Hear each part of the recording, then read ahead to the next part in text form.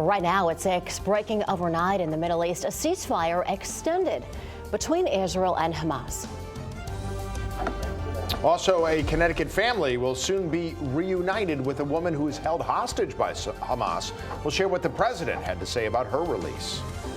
Plus, what state and federal officials are doing to combat catalytic converter thefts all across our state. All local, all morning. This is Fox 61, Connecticut's news station.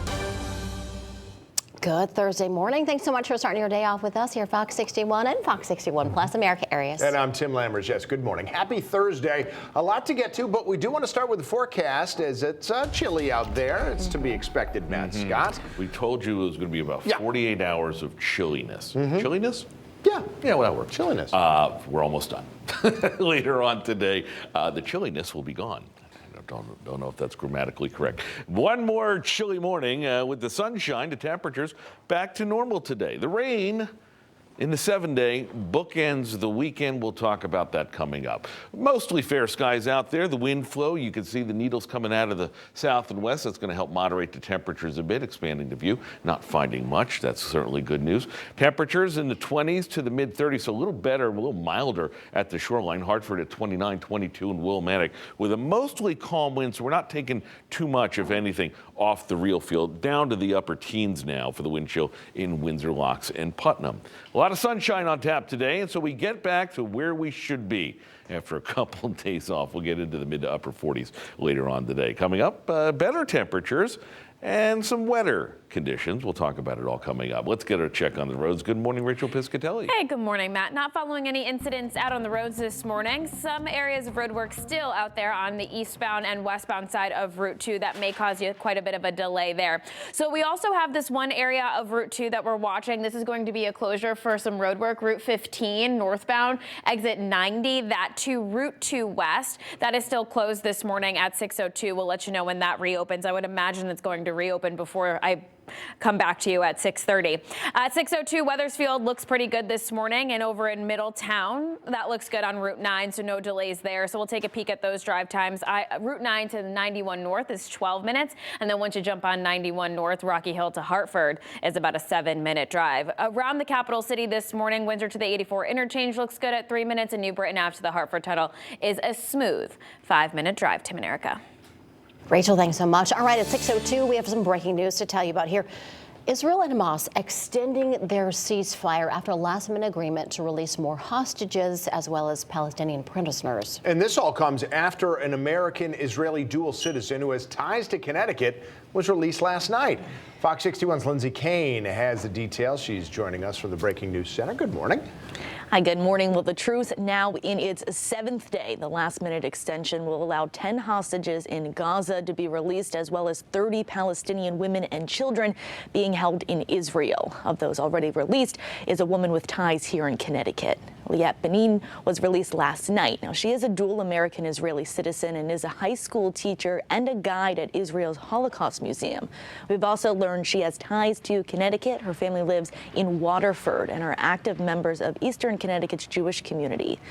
President Biden releasing a statement this morning in response to her release, saying in part, quote, "Jill and I are deeply gratified that she will soon be reunited with her 3 children and her father, who have been racked with worry for her safety. We remain determined to secure the release of every person taken hostage by Hamas during its brutal terrorist assault on Israel on October 7th, including Liat's husband, Aviv." Now, she is the second American citizen to be released since the ceasefire began. Her husband, again, still remains in Gaza.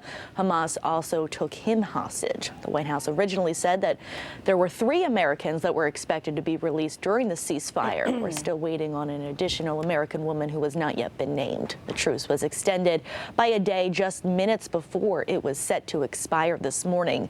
Officials say negotiations came down to the wire. Now, the focus is still on releasing women and children. It's possible the ceasefire may extend into Friday as well. So far, Hamas has released more than 70 women and children. It's expected there's still around 160 hostages still in custody. So we'll continue to follow this. For all the latest information, you can stick with Connecticut's news station for every development in the Israel-Hamas war. And of course, we'll continue to follow the latest out of Gaza in Israel as well. Jim and Erica, we'll send things back over to you. All right, Lindsay, thanks so much for the update there. Well, students on 7 college campuses all across the state held rallies yesterday to stand in solidarity with civilians in Gaza. Students calling for a permanent ceasefire in Gaza. At Yale, students painted red teardrops and they gathered around a scroll with the names of more than 13,000 people killed in Gaza. Several people sat in silence holding the images of people who died.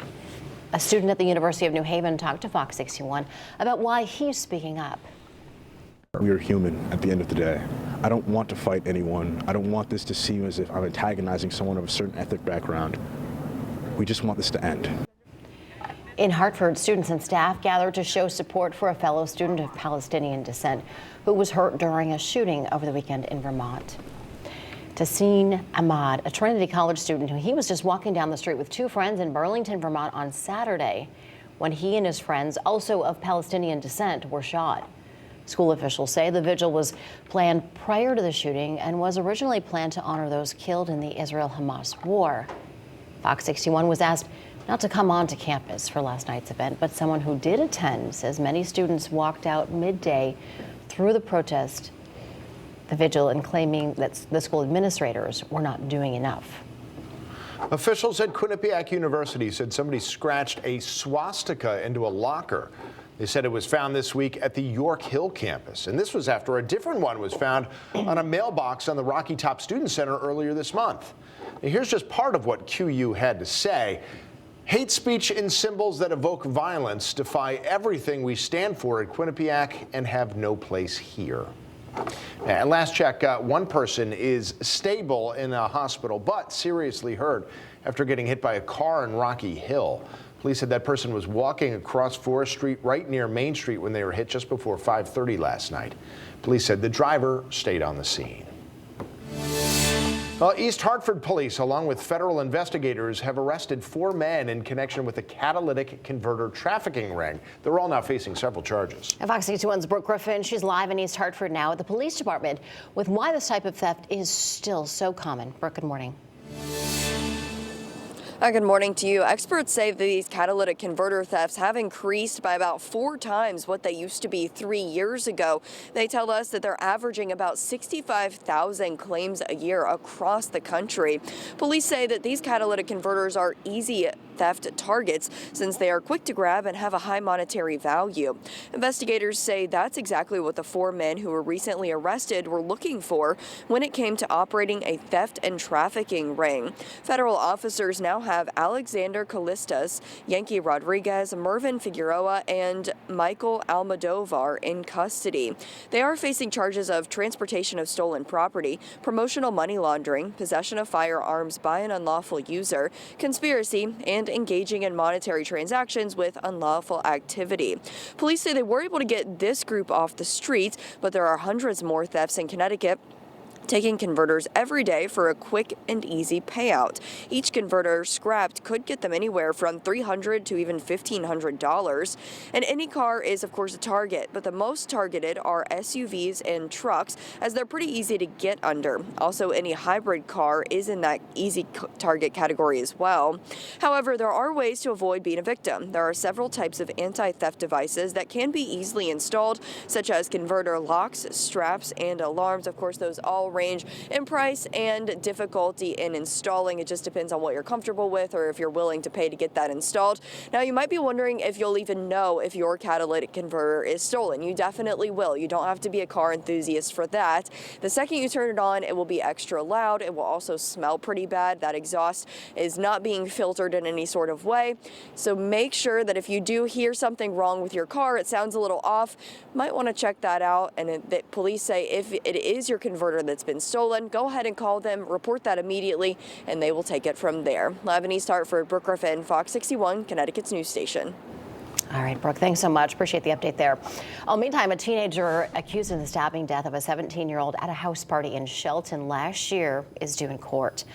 Raul Valley is facing a murder charge in the death of James McGrath. He was the 17-year-old Fairfield prep student who died. Valley also faces 3 first-degree assault charges and has yet to enter a plea.